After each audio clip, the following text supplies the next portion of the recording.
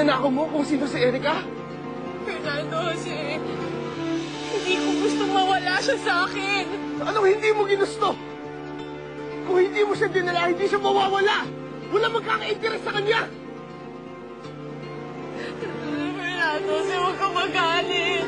Hindi ko inisip na mawawala siya sa akin. Paano hindi ako magagalit? Nawala ang anak natin sa poder mo. May masamang mangyayari sa kanya. Ikaw lang ang sisisihin ko dahil pinabayaan mo siya. Kaya pagdasal mo na mahanap natin siya agad. Dahil kung hindi, ikaw lang ang sisisihin ko! Fernando Jose! Fernando Jose! Pagkakalit mo ko iiwan!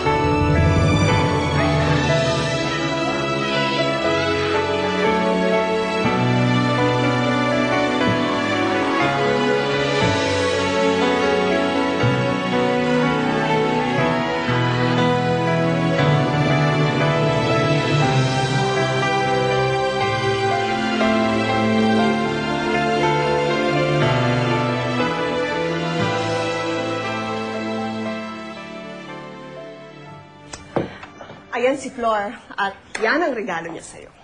Good job! Meron ka maming bolsa. Maraming salamat po, Ma.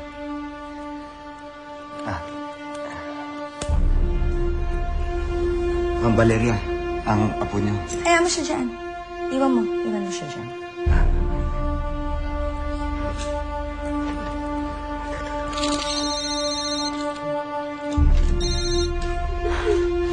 Hola? Hello, Ma. May masama akong ibabalita sa'yo. Si Erica. Winala siya ni Rosalinda. Anong sabi mo? Nawawala si Erica? Ano ba kasing klaseng inayang asawa mo? Napakapabaya niya. Anong gusto mong gawin ko? It's okay, Ma. Pupunta na ako ngayon kay General Duque to ask for his help. Kasama mo ba si Rosalinda? Nagkasundo na ba kayo?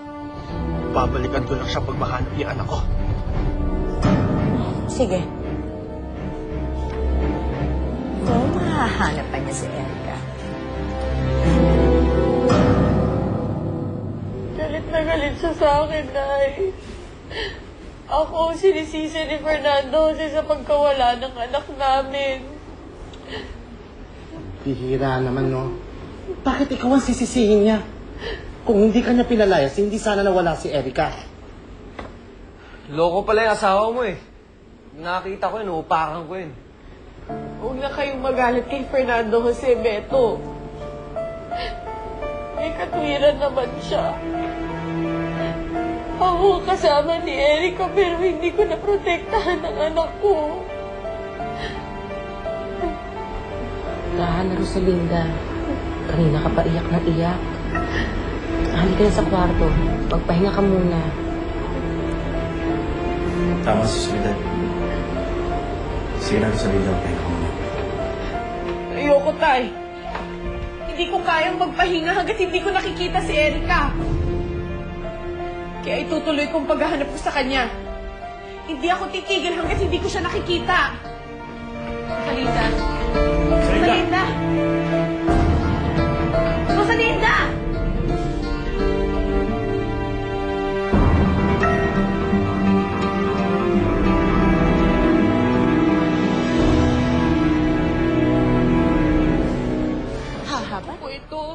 Nawawala po siya. Baka sakaling nakita niyo siya, tawagan niyo lang po ako. Paano? Anak ko po ito nawawala. Siya po yung nasa picture, si Erica po. Tawagan niyo lang po ako pag nakita niyo ang anak ko. Sige po, tatawagan po kayo. Salamat po. Ate, anak ko po nawawala. Si Erica po yan. Tawagan niyo lang po ako. Salamat po. Kuya, anak ko po ito si Erica. Nawawala po siya. Tawagan niyo lang po ako, ha? Salamat po. Erica! Erica! Sandali, baka masakto ng anak ko. Pasensya na po. Tihira. Akala ko si Erica eh. Anak ko po yan. Nawawala si Erica po. Anak ko po ito nawawala. Tawagan niyo lang po ako, ha?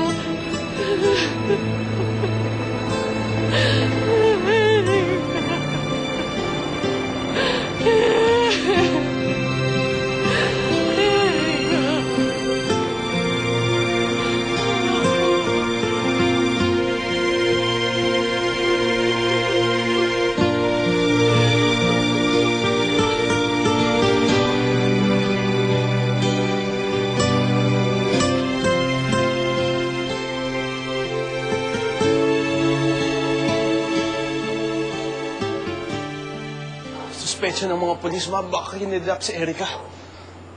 Baka ganun na nga nangyari. Baka nga kinidnap nga yung anak mo. If that's the case, pwede silang tumawag dito.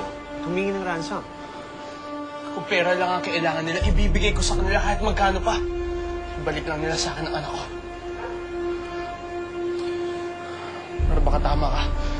Baka may tumawag nga. Pasok muna tayo. Excuse us, ma. Go ahead. Sige, sige. Hindi mo na kailangan malaman pa na nakilberta lang si Erica.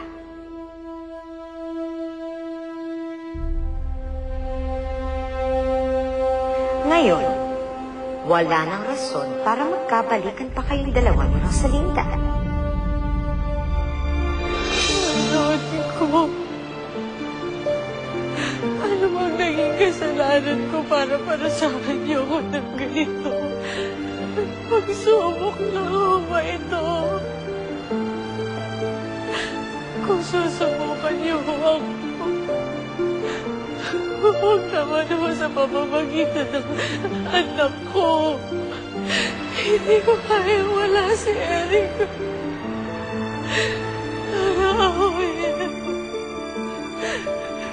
Ibalik niyo po sa akin si Erica. Ibalik niyo po sa akin ang anak ko. Ibalik niyo sa akin ang anak ko.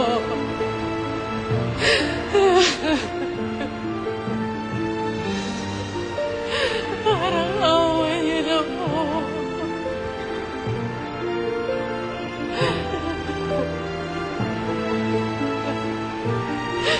Oh, Diyos ko. Erica.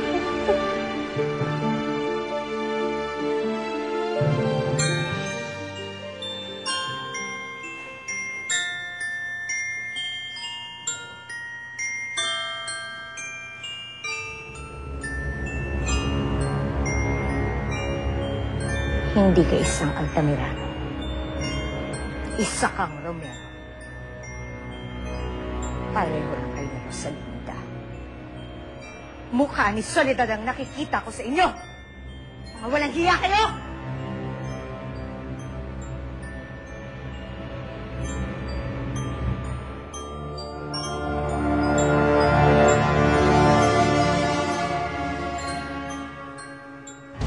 Valeria, bakit mo ang bata? Dadalhin ko sa ilog. Ipapaanod ko. Para kainin ng mga buhaya.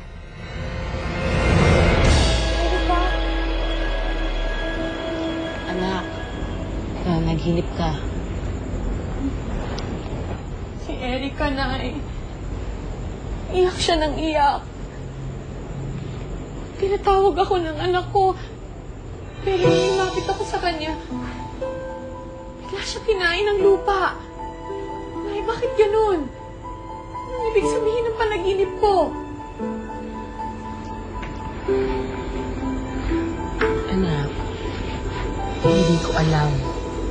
Pero panaginip lang yun. Huwag mo nang isipin yun.